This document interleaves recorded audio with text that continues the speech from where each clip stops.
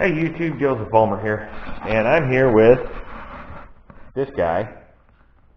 He don't want to say much this morning. That's my son. We're actually working on his truck. It's an 88 F-150. We're just resurrecting it from the weeds. He just turned 15 about a week and a half ago. So you're going to see this as a project on the channel here. This intro is going to be a little bit cut and spliced together. Sorry about that. But do me a favor, guys. While you're here watching this video, click the subscribe button, rate the video, and follow this project along. It's going to be hit or miss because I'm only going to be working on this here and there on the weekends, not during normal working hours or anything. We've got some work to do on this truck. It is a nice old truck. It just needs some help. So stick with me while we work on it, while we get her fixed up, and hope you enjoy the videos, guys. So the video you're about to see is us resurrecting it from the weeds.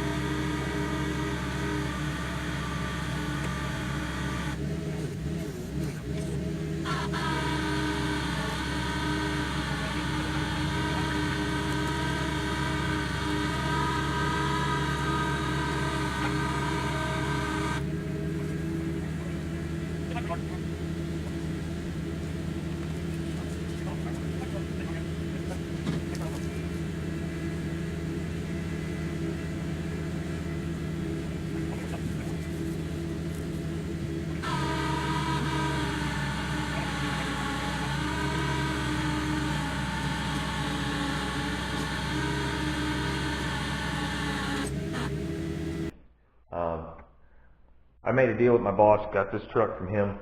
This is one he bought. It's an 88 Ford F-150, 302, 5-speed, 4-wheel drive. It's a regular cab long bed truck. And the local high school tech class rebuilt the engine in this thing a couple years ago. Well, needless to say, you'd start it up and within a few seconds it would lose oil pressure. So, needless to say, it got pushed off to the side. Nothing's been done with it since. Now, ooh, doggy. What? I'll take care of that too. So, we found some issues with this truck we're definitely going to have to take care of. One of them is we apparently have a coolant leak somewhere in here. We've got antifreeze here on our steering setup. Where the hell that's leaking from, I don't know, but we're going to have to figure it out. Get it fixed. Looks like probably a water pump gasket. Oh, this is something else. Apparently they tried to be nice and paint the engine Ford blue and paint all the accessories up pretty, but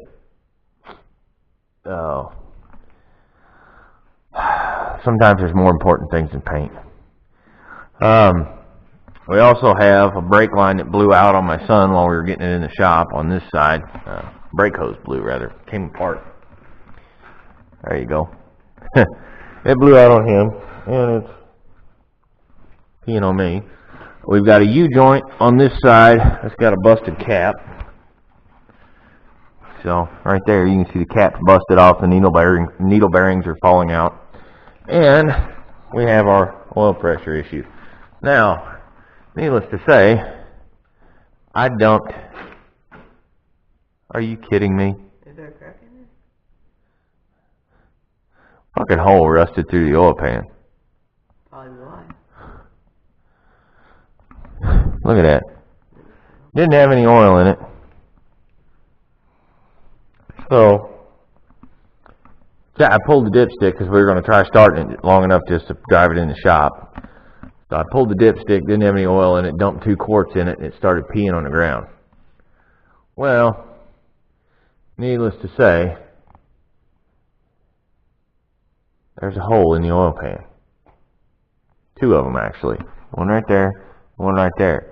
Apparently this oil pan looks like it was pretty well rusted, and they slapped a coat of paint on it and stuck it back on here. What are you going to do? So, definitely going to need an oil pan. And by the looks of it, we're going to have to pull the oil pan, or we're going to have to pull the engine out of this so we can drop this oil pan. That's going to be the easiest way to do it. So, keeping that in mind, we're probably just going to go ahead and pull the transmission, pull the transfer case. That way, when we drop the oil pan, or when we pull the engine, it'll be a lot easier to get it all back together again. So, yeah, we're going to go through everything, check everything out real well.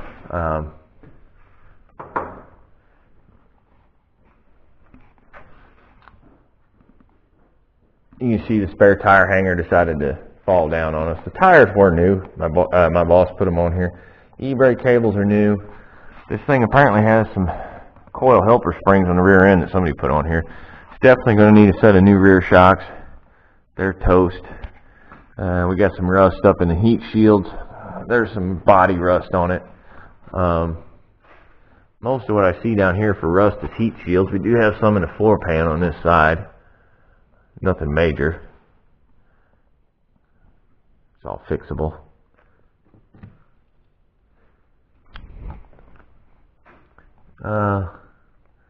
Floor pan on this side actually doesn't look bad. Let's see what it looks like. Yeah, we got a little bit out here, which is fairly common.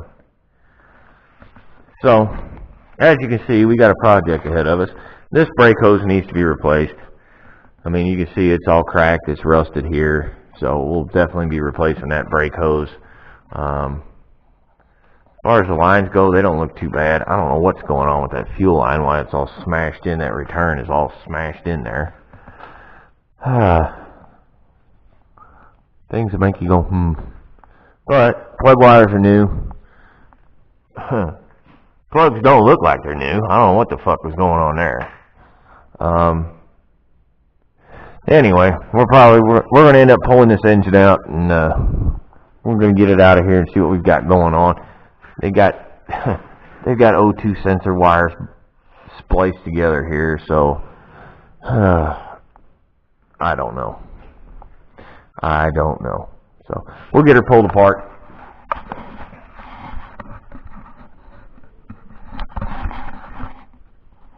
Hey YouTube, Joseph Homer here, and this is how we fix holes in an oil pan.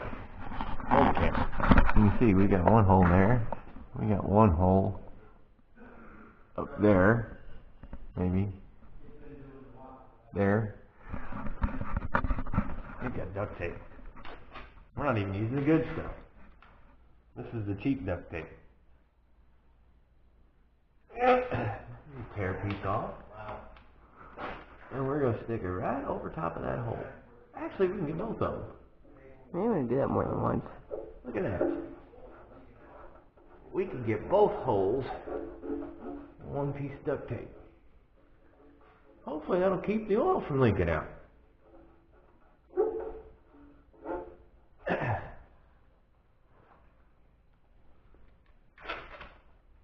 Here. One more for good measure.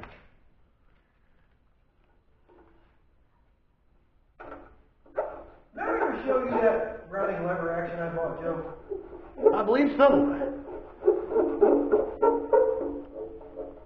I took out trucks the other day to bring it over here and show Leah, because me and Leah was talking about it.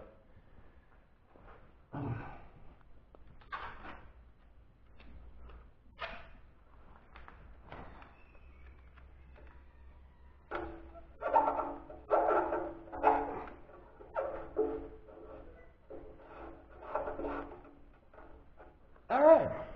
So there you have it. 3 pieces of duct tape. And I think we've patched the holes in the oil pan. We're going to fill it up with oil and see if it holds.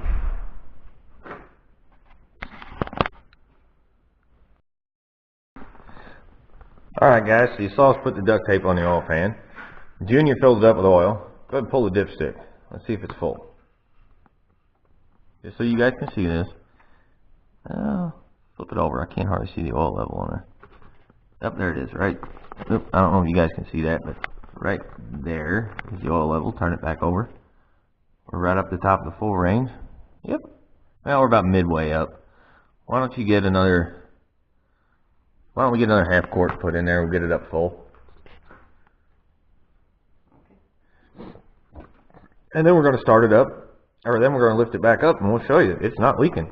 The duct tape works for fixing oil leaks. Try it again.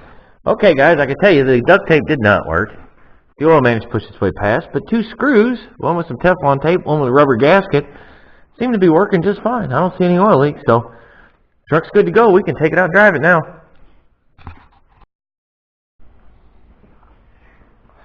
Okay, guys, so in all seriousness, my son's truck, we rescued it from the weeds. We found that it has, we knew this engine had been going through the auto tech class, but it was having problems. Alright, losing oil pressure. I got the jump pack hooked up to it. We figured out that it's leaking oil from, it's got some pinholes in the pan. Hey, just scoot over. Let me start this thing. That way I can watch all the gauges. Anyway, we found that it was, had multiple holes in the oil pan. It didn't hardly have any oil in it. So we're going to start it up, if we can, and watch that gauge down there. We're going to keep an eye on our oil pressure now that we have the leak pretty well stopped, and see if it drops off once it warms up. That's probably for the light.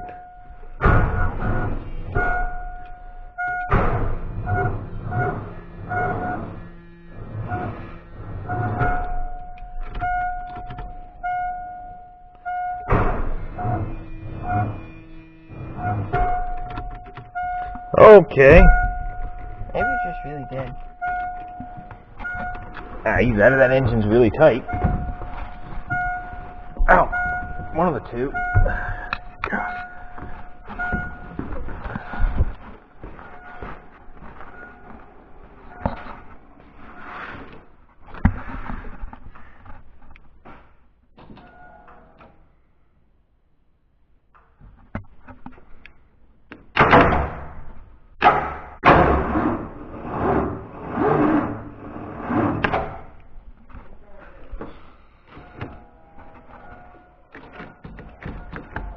Hey Blake, go over there side, grab that blue jump pack.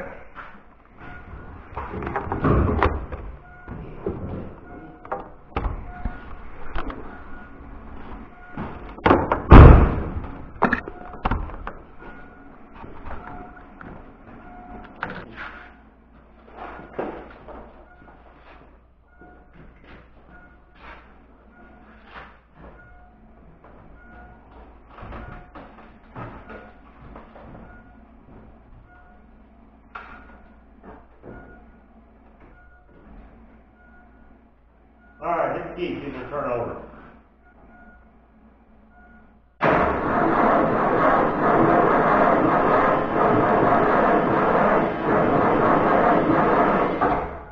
Hang on.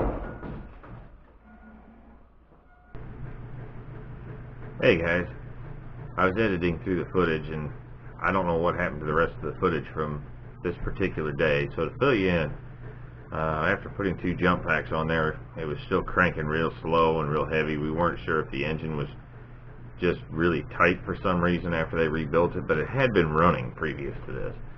So we didn't figure that was the issue or somebody would have caught it. So I went ahead and pulled the serpentine belt off to see if in the couple years it had been sitting, if one of the accessories had locked up and was causing it to be real hard to turn over. And sure enough, the air pump for the emission system had locked up. It was locked up solid. We did manage to get it started. It had to use a little starting fluid to get it fired up. We believe we have a fuel problem, so we're going to address that in the future. It doesn't run very well at all. It'll barely move itself, but it'll run well enough to move itself. And at this point, this is about all the time we had for that day. So we made ourselves a list of parts we needed and things we needed to do and kind of prioritize them. And we'll dive into some more of that in the next episode, so please stay tuned. Don't forget, guys, please click the subscribe button if you haven't already. Any questions you have, throw them in the comments section. And check out, I'm going to put another card up here in the top of the screen. Check that out for the full video of us winching that out of the weeds. That'll be the video where we put the wrecker up for sale. Just so you guys know, the wrecker did sell. Went to a good home. So check that video out. You can see the full video of us winching it out of the brush and bringing it up to the shop. So please stay tuned for the next one, guys. We'll see you then.